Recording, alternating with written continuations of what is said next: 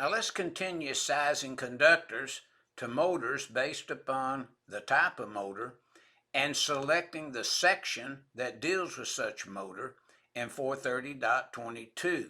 Now in this case, instead of, starting it on a Y and running on a delta, we're going to start half winding using delta to delta.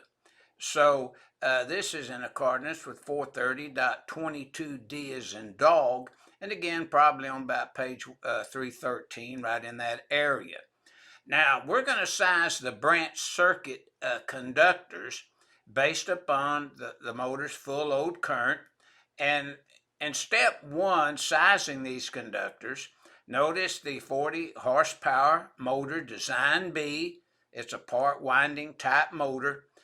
40 horsepower is 140 amps is a full load current rating, and 430.6A1 refers us to our table 430.250.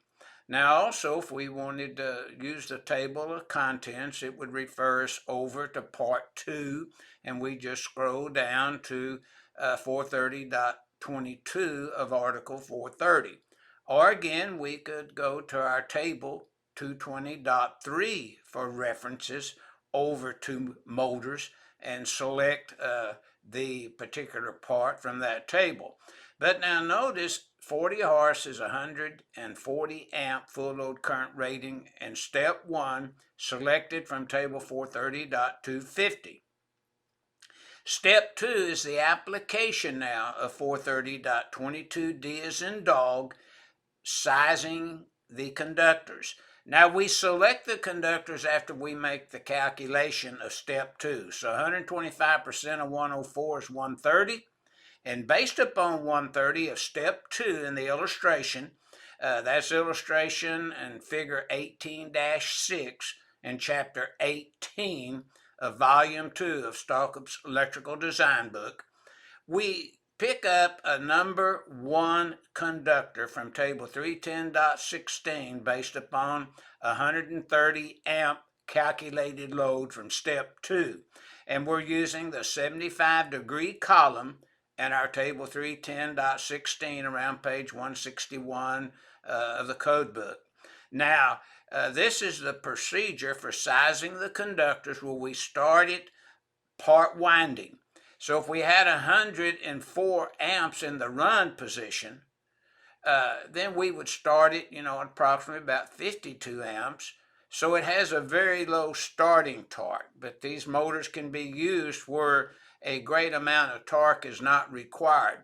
Now notice in the NEC loop, we give you some additional information. Check 430.7 A and B, 430.6A1, 430.22D as in dog, overload protection 430.32A1, selecting the overcurrent device, which we'll get into later, 430.52C1, and then the disconnecting means has to comply with 430.110A, breaking the load current value of the motor at 115%, which we'll get into that also. Now notice we show 2 windings. Well, that's not the way it would really be connected. It would be basically 1 winding, and we would go to the table D and the annex D on page Roman numeral 7, and we could pick up 1 winding, but it would show it being connected to half of the winding to start,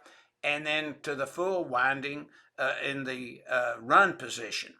So this kind of shows how we would size the conductors for a part winding start motor and run full winding type configuration in accordance with NEC 430.22D as in dog.